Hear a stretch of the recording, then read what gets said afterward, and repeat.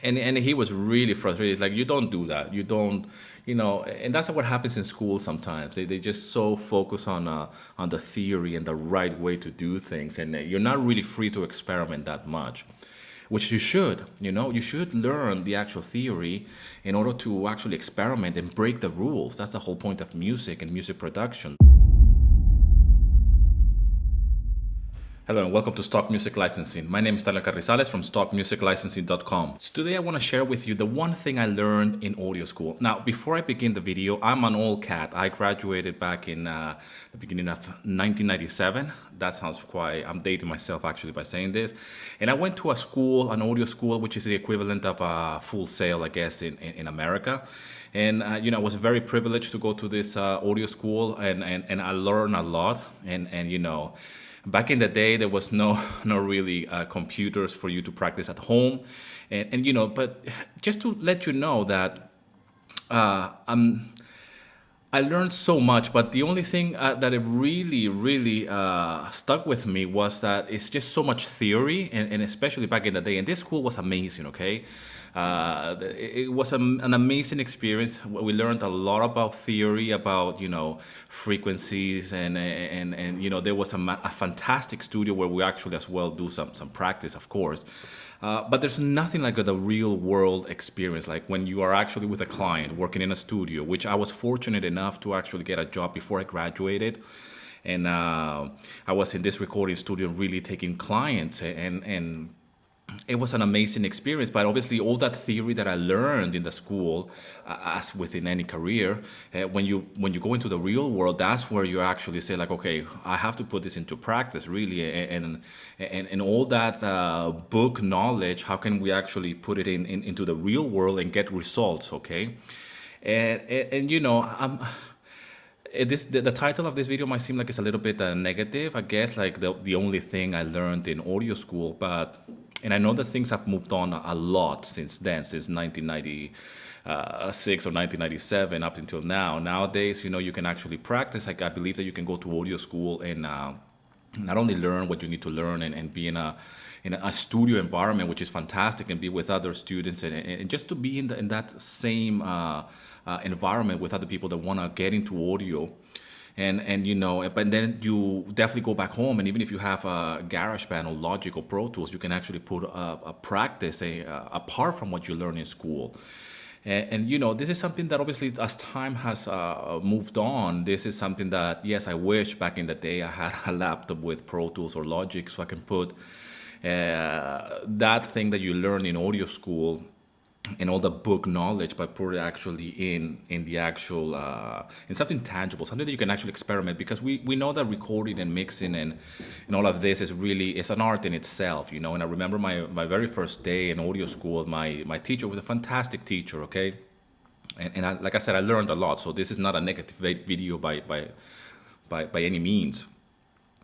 But he was asking all of us why you want to do this, And mind you, this is a very expensive school, okay, as they are. Back then it was just really, really ridiculous, expensive for us, And I just wanted to be in that environment. But I remember the very first day and being in the classroom and asking, hey, Daniel, so why you want to study sound engineering? Why you want to do this?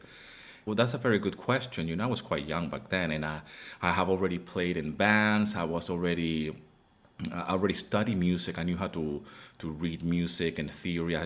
So I had my knowledge of music at this stage, and it was quite okay. I had a certain level, but I wasn't really aware of how to record or microphones and signal levels and all of this.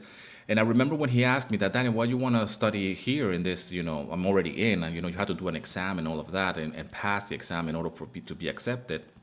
And I said, well, I'm a musician, and I want to see what's on the other side when you go and record, because I have been to studios to record with my own band, and I was fascinated by what was happening behind that glass, and say, like, I wonder if I could do that myself, And like many other musicians, I wanted to be wearing different hats. I wanted to be the guitar player. I wanted to be in the band.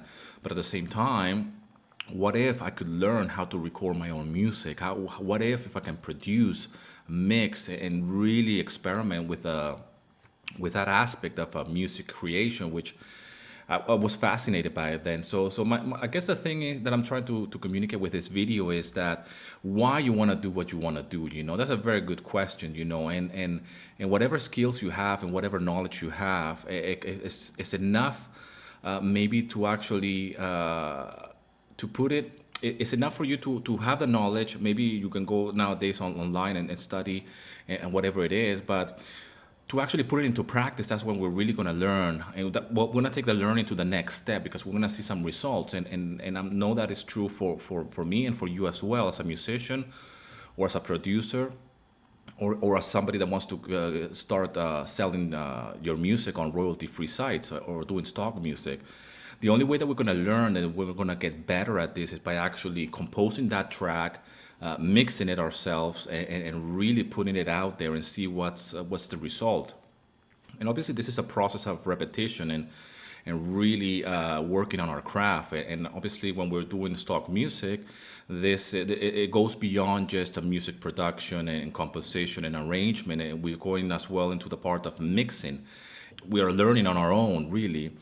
I know that you don't need to go to audio school to mix your own music. You can just use your ears and have some very basic knowledge of sound production and frequencies and all of this and where the instruments fit in the mix.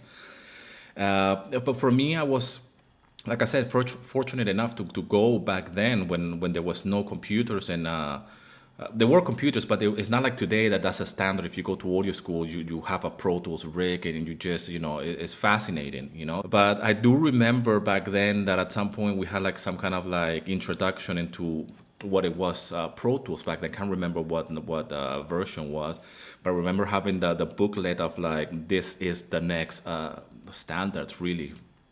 And I learned the old-fashioned way with a tape recorder,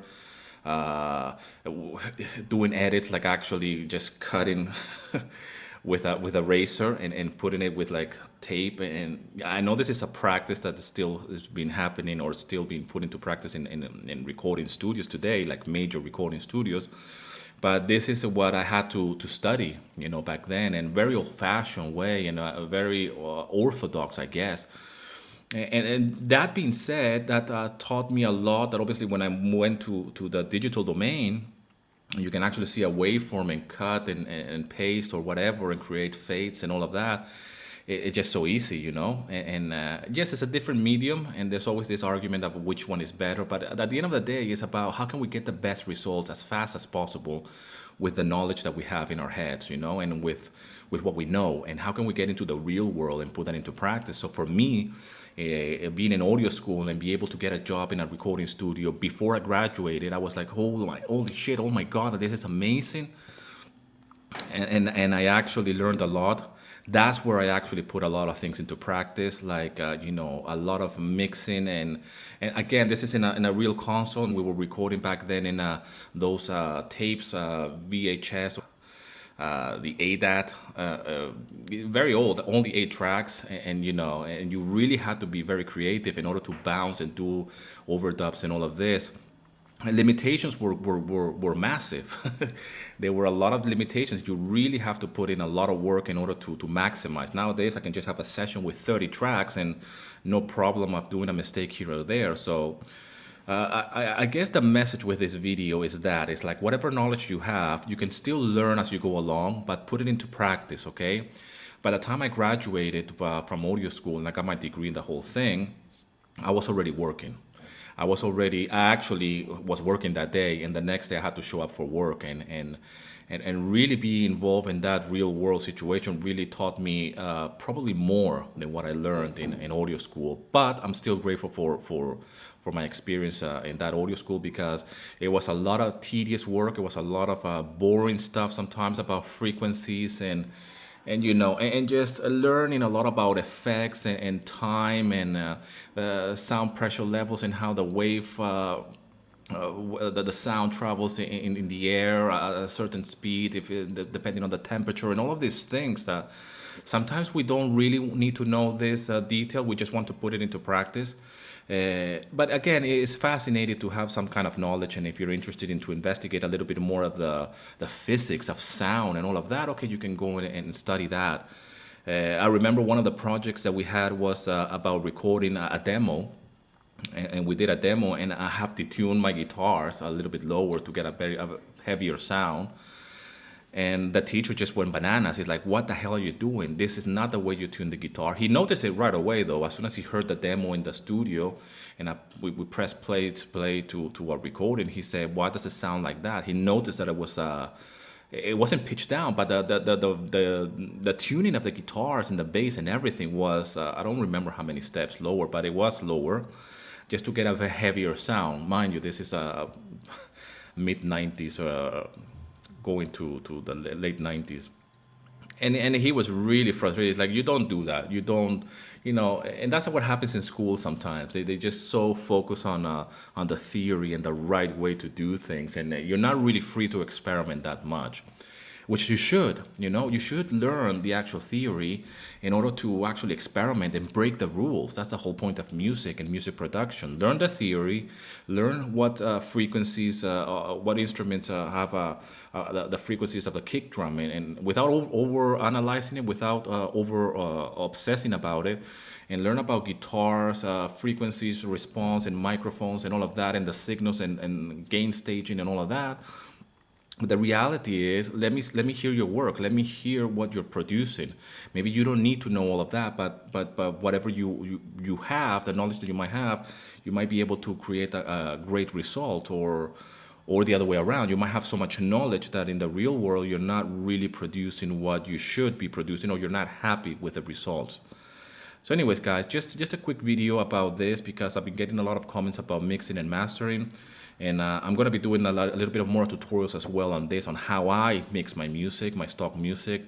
Because again, this is a different area. I'm not mixing music as an artist to be released on Spotify or something like that, or with my band or my musical project. This is music that I'm mixing and producing to be licensed on royalty-free sites. So it is a little bit different approach when it comes down to mixing and mastering and file preparation for sure, and as well, obviously, with the overall production. So bear with me, and I'm gonna be actually, as I receive emails and comments and private messages about this topic, I noticed that it's something that maybe I can show you guys a little bit of how I mix, and maybe go a little bit, not so much on the theory, but more on the practical, real life experience and how I do it, and show it to you as I am producing this stock music tracks. So anyways, thanks a lot for all the love and support. Thanks for watching the channel. Thanks for subscribing and for all the messages. Leave in the comment section if there's anything that you want me to cover when it comes down to mixing, something that you might want to know, or something that you might want to have some kind of questions or concerns about stock music production in general. So leave in the comment sections what's your take, and if you have any questions. And as always, rock and roll, and here's to your success.